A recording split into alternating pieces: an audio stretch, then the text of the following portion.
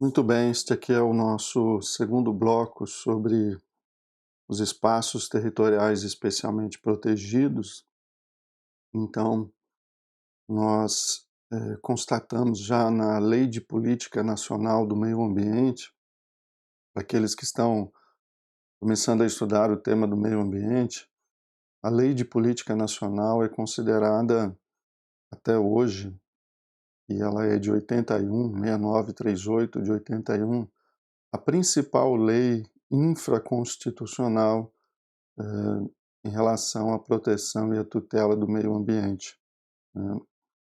Trata-se de uma lei que é considerada precursora do próprio capítulo 6 da Constituição Federal, né, do artigo 225 da Constituição Federal, que é um marco no nosso direito, porque houve a constitucionalização do bem jurídico ambiental, do macrobem, né, ambiental, que é o meio ambiente ecologicamente equilibrado. Ele foi inserido na Constituição de 88, mas tudo começa efetivamente, é um grande marco no nosso direito, a Lei 6938 de 81. Ela ainda tem uma importância única, né? Vou dar um exemplo para que isso não fique apenas no plano teórico. A conhecida natureza objetiva da responsabilidade ambiental é extraída do artigo 14 da Lei de Política Nacional do Meio Ambiente. Então, por que que nós dizemos que a responsabilidade civil ambiental é uma responsabilidade objetiva? Por que que este é um entendimento no direito brasileiro? Porque tudo começa a se delinear na Lei de Política Nacional do Meio Ambiente. Se não bastasse para aqueles que se dedicam ao Ministério Público, especialmente, mas não só, o artigo 14 foi o que legitimou, em 1981, o Ministério Público a promover uma responsabilização penal e civil do degradador pelos danos causados ao meio ambiente. E a Lei da Ação Civil Pública, que é de 85, ela só vai regulamentar a ação civil pública neste momento, ou seja, posterior à Lei de Política Nacional, que já legitimou o Ministério Público à tutela do meio ambiente penal e civil. Responsabilização penal, responsabilização civil. O artigo 14 define infrações penais e lá no seu parágrafo 1º ele trata da possibilidade da responsabilização civil em caráter independente e cumulativo com a responsabilidade penal. Então, de fato, é um grande marco no direito brasileiro. E a Lei 6938, no artigo 2º, ela determina que a política nacional do meio ambiente, ela tem, né, ou seja, ela tenha por objetivo a preservação, a melhoria, né, uma palavra que todos nós entendemos muito bem, e a recuperação. Preste atenção como o texto usa as expressões preservar, recuperar, claro, também melhorar, né? Mas eu estou dando destaque aqui à ideia de preservação, à ideia de recuperação, recuperação da qualidade ambiental. Lembra da nossa trilogia lá do bloco anterior? As decisões ambientais têm que considerar a qualidade, o desenvolvimento sustentável e a biodiversidade, que nós estamos falando aqui relacionada à proteção dos espaços territoriais, né? Então, mais do que proteger espaços, é muito importante observar que a nossa política de meio ambiente ela deve ser direcionada à preservação e, ocorrendo um dano, à recuperação, ou no sentido mais amplo, como aponta a doutrina, uma restituição. Mas eu vou mostrar a importância disso para você logo em seguida.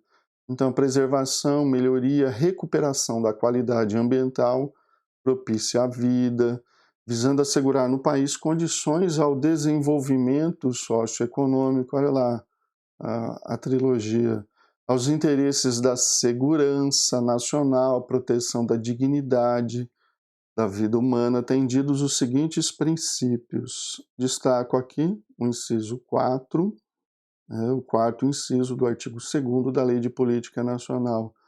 Proteção dos ecossistemas com mais uma vez, a palavra preservação. Eu estou fazendo esse destaque aqui porque quando nós pensamos na proteção dos espaços territoriais, essa proteção não se dá apenas pela preservação, né, dos espaços territoriais.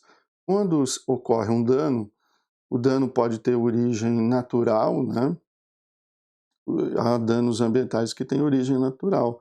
Ocorre um terremoto, ocorre um fator ambiental natural, há também impacto ao meio ambiente.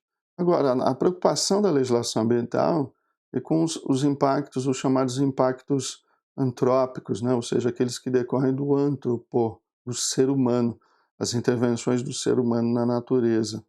Mas seja por razões naturais, seja pela intervenção do ser humano na natureza, ocorrendo um dano ao meio ambiente, a uma unidade de conservação, a uma floresta, a uma vegetação protegida, a um ecossistema protegido, nós temos que buscar a recuperação. E veja como isso reflete na tutela jurisdicional ambiental, né?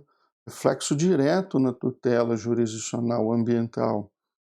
Até porque quando nós vamos pensar na recuperação do meio ambiente ou na restituição, existem vários mecanismos que devem ser buscados e não em uma ordem discricionária, né? Mecanismos de restituição que devem ser buscados, seja por meio de um compromisso de ajustamento de conduta, seja por meio de uma ação civil pública ambiental, uma ação popular ambiental, ou seja, os instrumentos que protegem o meio ambiente.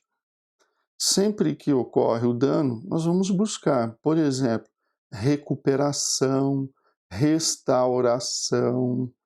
Eu só estou adiantando aqui, vou posteriormente gravar especificamente esse tema da tutela jurisdicional, mas vamos já nos familiarizando com o vocabulário, né? Recuperação, restauração.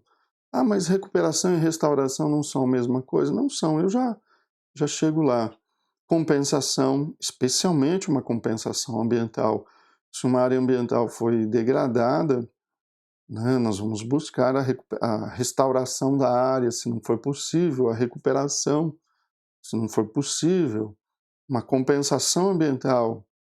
E como última ratio, como última tentativa, vamos buscar uma indenização, por exemplo, né, uma reparação mediante uma prestação pecuniária. Então nós temos no direito brasileiro, no âmbito da tutela jurisdicional, diferentes mecanismos.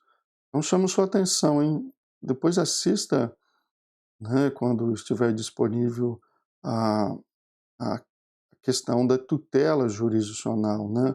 Imposição de obrigações de fazer e de não fazer. Mas só para mostrar um pouquinho mais à frente esse tema, só para suscitar o gostinho pelo tema, a Lei 9985/2000, que é a lei que teve a pretensão de criar um sistema nacional de unidades de conservação, logo vamos falar dela. Veja, ela determina, né, no seu artigo 2º, que se busque. Ela usa um glossário, né, um vocabulário para facilitar a vida do operador. Aliás, essa é uma característica, né, dos microsistemas, das legislações que são muito específicas, né? Os códigos são diplomas amplos, genéricos. Os microsistemas, nós vamos encontrar leis que trazem conceitos, que trazem definições, e isso para facilitar a vida, facilitar aqueles que são chamados de operadores do direito, né? Mas veja bem, o que é a recuperação? Uma restituição de um ecossistema ou de uma população silvestre degradada. Então, degradou-se um microsistema, por exemplo. Restituir a uma condição não degradada.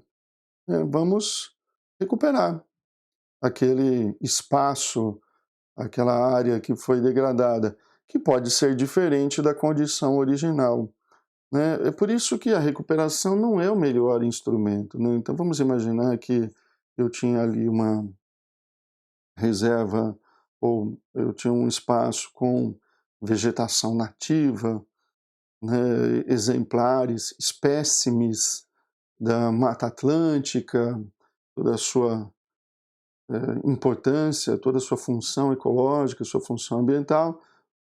Houve o desmatamento, a supressão daquela vegetação. Pois bem, vamos recuperar. Recuperar não significa necessariamente restituir a uma condição original. Olha o que a lei está dizendo. Recuperar, vamos fazer uma intervenção, vamos até reflorestar a área, utilizar de gramíneas, mas sem aquela condição original. A restauração, não. Aliás, quando a gente pensa numa obra de arte, né, restaurar uma obra de arte é uma espécie de restituição também, restituição das funções ambientais, dos serviços ambientais, restituição de um ecossistema ou de uma população silvestre degradada o mais próximo possível da sua condição original, né? Então, olha a importância de saber direcionar, seja você que vai prestar a prova, né? Seja você que vai fazer um concurso, seja na sua atuação profissional, é imprescindível conhecer esse vocabulário, né? Eu trago aqui uma passagem de uma disciplina de um curso da Unesp, aqui o endereço eletrônico de onde eu tirei essa informação. Veja, recuperação, mesmo vocabulário, recuperação, restauração. Local alterado é trabalhado de modo que as condições ambientais acabem se situando próximas às condições anteriores à intervenção, sobretudo a intervenção antrópica, né, do ser humano. Ou seja, trata-se de devolver ao local o equilíbrio e a estabilidade dos processos atuantes, o meio ambiente ecologicamente equilibrado. Restauração, reprodução das condições exatas do local, tais como eram antes de serem alteradas pela intervenção. Então a gente percebe uma graduação, né? Aquilo que se deve buscar em uma ação, né? Exigindo-se uma decisão fundamentada quando não se chega ao ponto essencial, né? A Lei de Política Nacional do Meio Ambiente, tendo em vista o que nós estamos dizendo até aqui, ela definiu no artigo 9º, um dos artigos mais importantes da Lei de Política Nacional, né, porque é um artigo que traz um rol, traz uma relação de instrumentos da Política Nacional do Meio Ambiente. Ela determinou que é um instrumento da política, necessariamente, a criação de espaços territoriais especialmente protegidos. Você percebe aqui, nós estamos falando de uma lei de 81 e do mesmo vocabulário da Constituição Federal, né? Então, criação de espaços territoriais especialmente protegidos pelo poder público. Aqui também tem reflexo em ações judiciais. Eu já tive, como promotor de meio ambiente, a possibilidade de pedir em uma ação civil pública de caráter ambiental que o judiciário determinasse a instituição de um espaço territorial protegido em determinada área que estava abandonada pelo governo do estado de São Paulo na época, né? Então veja, o que eu quero dizer aqui, frisar para que você fique atento qual é o significado da expressão poder público? Porque dá a impressão, né, num primeiro momento, ou numa análise, uma leitura mais apressada, que o poder público seria o poder executivo, mas não é. Os espaços territoriais podem ser criados por lei, legislativo, por atos do poder executivo, né? Então, vamos ter lá um decreto, por exemplo, instituindo um espaço territorial especialmente protegido.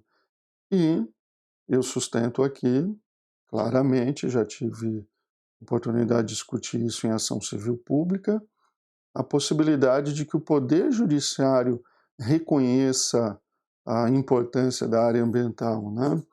Reconheça que existe a área ambiental, que tem função ambiental, que tem função ecológica, que apresenta espécimes protegidos pela legislação, então é necessário instituir um regime de administração, de delimitação, de administração daquele espaço, de elaboração de um manejo, um plano de manejo, reconhecendo a responsabilidade dos entes. E quais entes?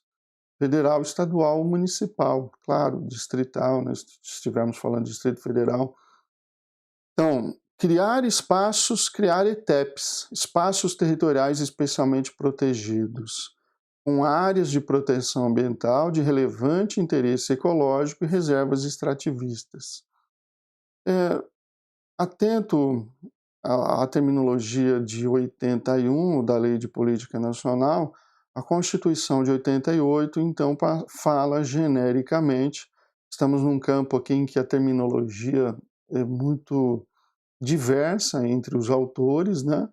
Genericamente, eu gosto de começar da Constituição Federal, espaços territoriais especialmente protegidos, em consonância com a Lei de Política Nacional do Meio Ambiente. A Constituição, no artigo 225, inciso 3, ela determina, ela diz que incumbe, né, ao poder público definir em todas as unidades da federação, ou seja, plano federal, estadual, municipal, espaços territoriais, mas não é só o espaço, né? E os seus componentes bióticos, abióticos, a serem especialmente protegidos, com vida ou sem vida, mas que formam aquele ecossistema. Sendo, olha que interessante, a alteração e a supressão do espaço permitidas somente através de lei, vedada qualquer utilização que comprometa a integridade dos atributos que justifiquem sua proteção.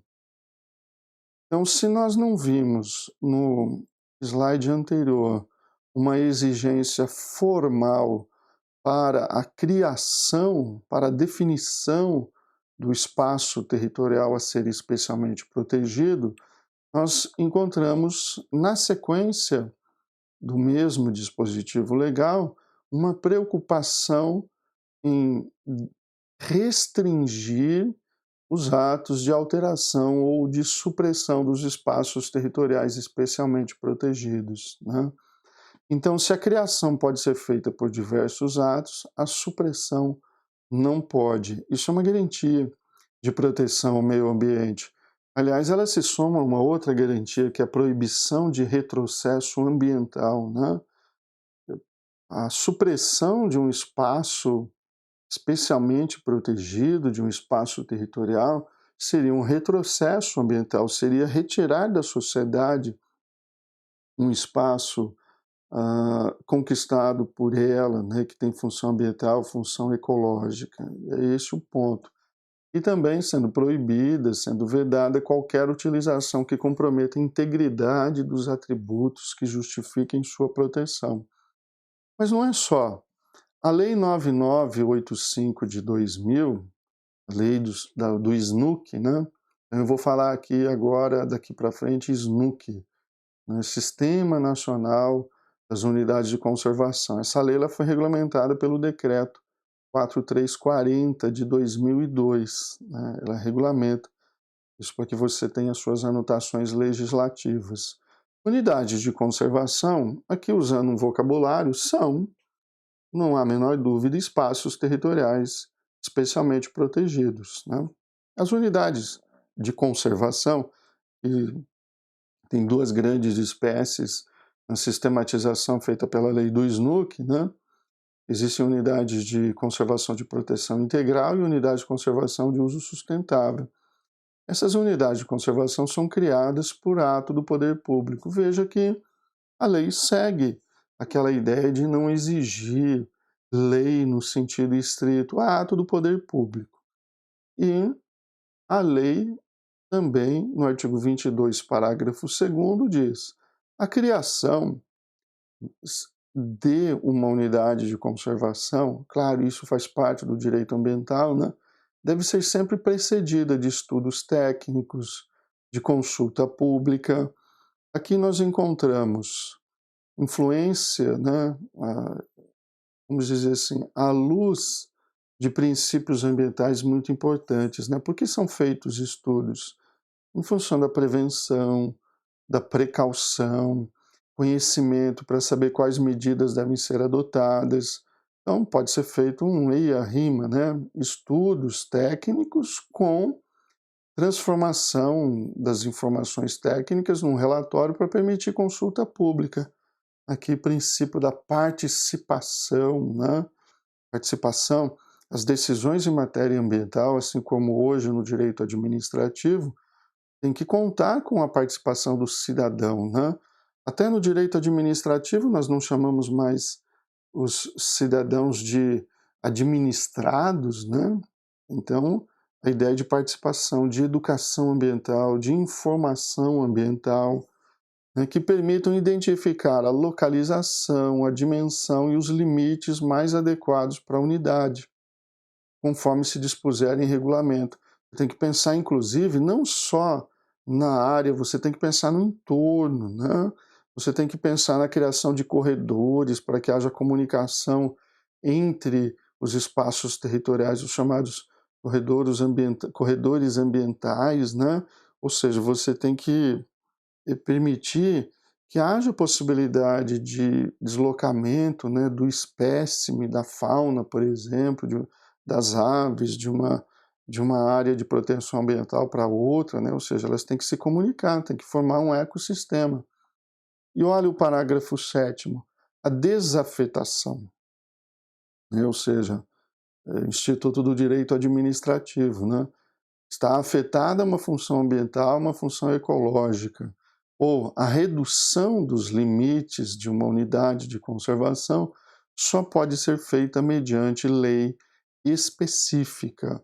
Então, esses são parâmetros para a gente. Eu fui buscar na lei do SNUC que as unidades de conservação são exemplos de espaços territoriais. Sim, nem todo espaço, embora haja autores que usem essa terminologia, mas nem todo espaço territorial, especialmente protegido, é necessariamente uma unidade de conservação. Nós temos diversos espaços. Nós temos, por exemplo, as APPs, que, claro, podem estar inseridas em unidades de conservação. As áreas de preservação permanente, as APPs. Nós temos a reserva florestal legal, né? Temos uma reserva, por exemplo, dentro de uma propriedade rural, um percentual dela tem que ser preservado, delimitado, identificado na propriedade. Então, nós temos que estabelecer uma comunicação destas leis, desse microsistema.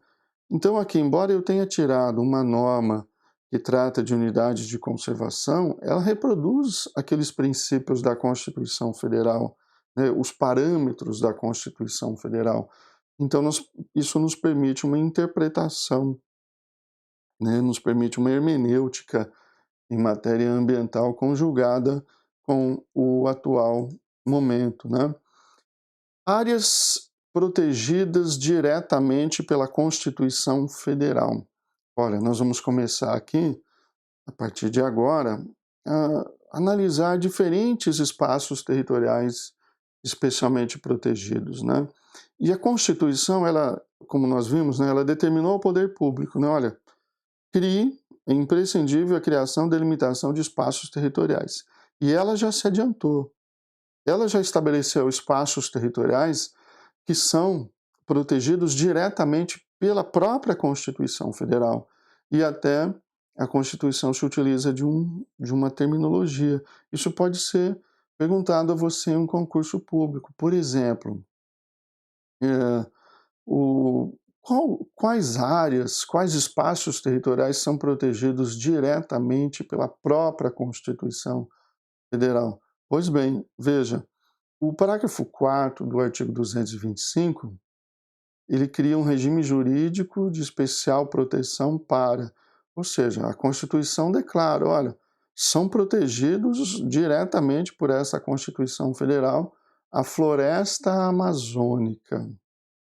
Sobretudo, é óbvio, estamos falando da legislação brasileira, a Amazônia Legal, a parte da floresta amazônica que fica dentro do território nacional.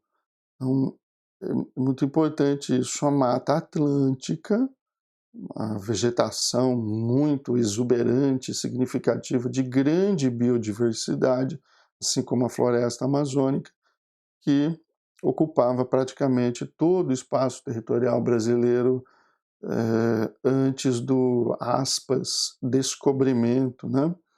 A Serra do Mar, Pantanal Mato Grossense, a zona costeira. Então, essas áreas são chamadas pela Constituição Federal de patrimônio nacional. Esses biomas, né?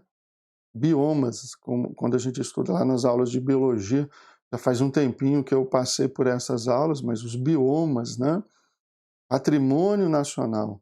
Então, floresta amazônica, veja como a floresta amazônica não se confunde com o Amazonas e nem com a Amazônia brasileira, né? Floresta amazônica, ela ocupa diversos países, ela atinge diversos países, é chamado de bioma amazônico. No Brasil, olha quantos estados são, eu não vou dizer, está me faltando aqui uma palavra, não atingidos, né? Mas a incidência da floresta amazônica sobre muitos estados do território nacional. Então, existe a parcela brasileira de floresta amazônica, né? Então, a Amazônia Legal, por exemplo.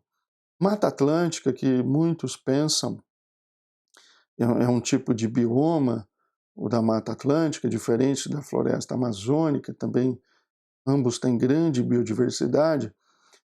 Muitos pensam porque ela se concentra mais na área litorânea, né? Quer dizer, se concentrava, isso aqui na época do descobrimento, né? A condição atual, infelizmente, é esta, né? Por isso que existem organizações não governamentais voltadas à proteção desses espaços territoriais, né? Esse bioma. Então, porque ela se concentra mais na parte litorânea, muitos pensam que Mata Atlântica é uma espécie de, é um bioma que só existiria nas áreas litorâneas. Não, por isso que eu fiz questão até de buscar aqui essa foto, para mostrar, olha, ela está presente nas áreas urbanas também. A gente encontra, é possível encontrar em todo o território nacional, né? Claro, por isso que existe a SOS Mata Atlântica, né? Porque nós olharmos para o momento do descobrimento para o mapa atual, né? Nós vamos perceber aqui que, de fato, a situação é um tanto quanto trágica, né? E olha a biodiversidade, né? Veja como não é uma formação florestal homogênea, ela é heterogênea, né? Espécimes das mais diferentes, né? A Mata Atlântica, já que fizemos esse parêntese aqui, ela é objeto de uma proteção legislativa específica. Ela é protegida pela Lei 11.428 de 2006, a legislação atual, né? Nem sempre foi essa. Ela dispõe sobre, olha aqui o que seria desenvolvimento sustentável, né?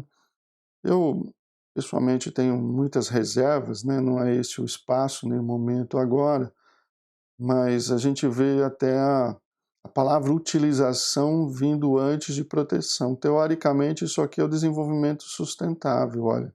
Utilizar e proteger. Pena que às vezes só se protege para garantir a utilização, porque o mais importante é que o ser humano possa desfrutar da melhoria da sua qualidade de vida, né? Dispõe sobre a utilização e proteção da vegetação nativa do bioma Mata Atlântica, né? Além de outras providências. Então existe esse bioma, né? Nós vimos no mapa anterior, época do descobrimento, a floresta amazônica, né? Claro, ela vai além do Brasil, né? E a condição originária da Mata Atlântica, que infelizmente já se degradou bastante. Aí veio, acho que a terceira legislação diretamente voltada à proteção da Mata Atlântica, e ela vai dizer no artigo 2º que, para os efeitos desta lei, consideram-se integrantes do bioma Mata Atlântica as seguintes formações florestais nativas e ecossistemas que são associados, né, com as respectivas delimitações. Quem delimita a Mata Atlântica é o IBGE. Por isso a gente busca no mapa do IBGE a delimitação da Mata Atlântica.